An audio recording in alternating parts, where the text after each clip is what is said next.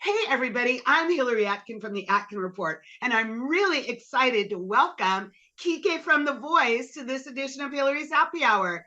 Kique, how are you doing today? I'm doing great, Hillary. How are you doing? So good, thank you.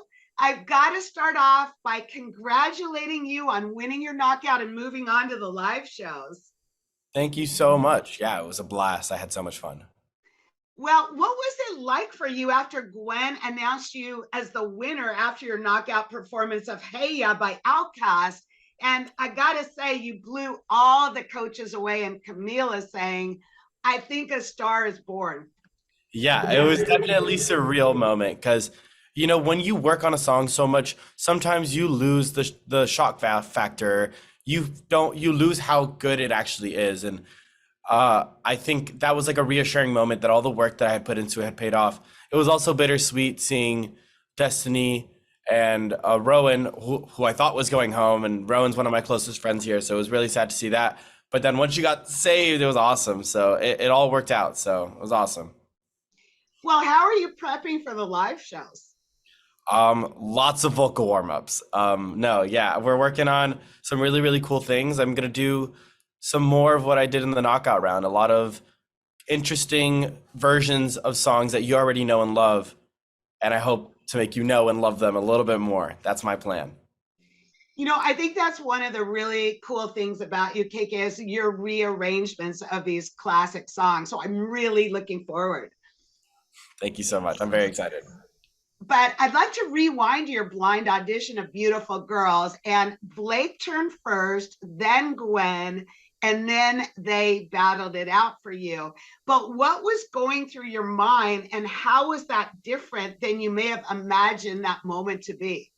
Yeah, it was very different because I feel like both of them were out of my scopes musically. Like the music that I listen to and the scene that I'm in musically is not country, and it's not really necessarily like where Gwen was. I'm younger. She's not really the artist that I grew up listening to. So I was like, I don't know who to choose. I don't know a ton about either of these people, but they're both obviously insanely talented and huge names in the industry. So it was tricky. But then Gwen just, I don't know. I had never really seen much or heard much about Gwen, but then seeing her, wow, I was just so amazed by everything she had to say. And she was so authentic and so true to herself. And it felt like, I want somebody who's going to be honest, open, and who's actually going to push me to be better. And at that point, Gwen just seemed like the right option. And I could not have been more right.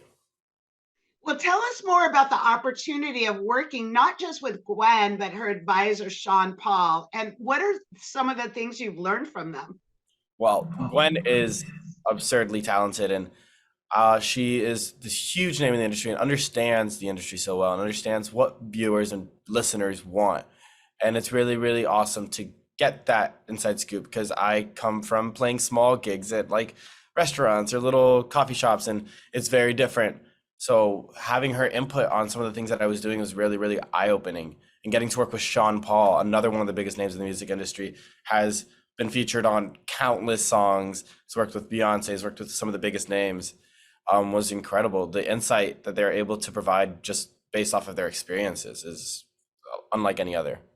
Let's talk about your battle with Tanner Howe on Don't You Forget About Me. You guys obviously really enjoyed working with each other. Of course. Yeah, Tanner is an incredible person and an incredible musician. He has this very musical brain. I feel like we're similar in that sense where our brains work in a very musical way. We're not just singing, we're making art. Like this is more than just singing at this point. It's an artistic like kind of interpretation, and it was really awesome, and I was honored to be able to sing on a national television with Tanner. He's a great guy and an even better musician. Well, tell us more about the camaraderie you've developed with not just your team, but other artists on the show. Yeah, I mean, that was when people ask me about my experience on the show, that is one of the first things I bring up. Because obviously, being on national television and getting to work with Gwen Stefani has been such an incredible opportunity. But getting to meet these other like minded musicians who have the similar goals and the similar passion that I do is unlike anything else. They're some of the most incredible people I've ever met. And they're also just crazy talented. It's absurd. Well, tell us about the support you've received from your family, your hometown, your friends, fans, and the LGBTQ community.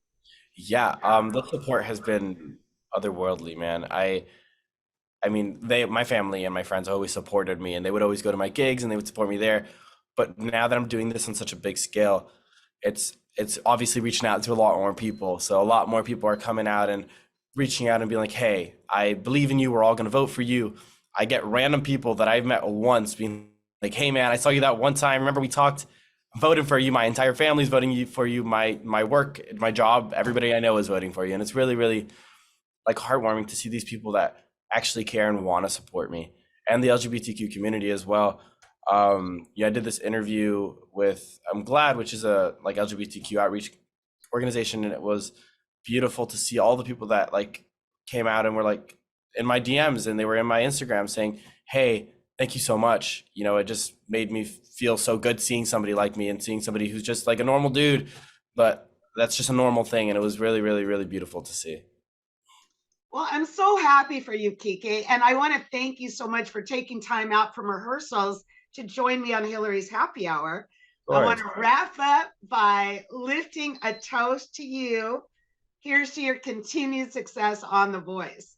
Beautiful. Woo woo. Live playoffs, baby. Live. Cheers.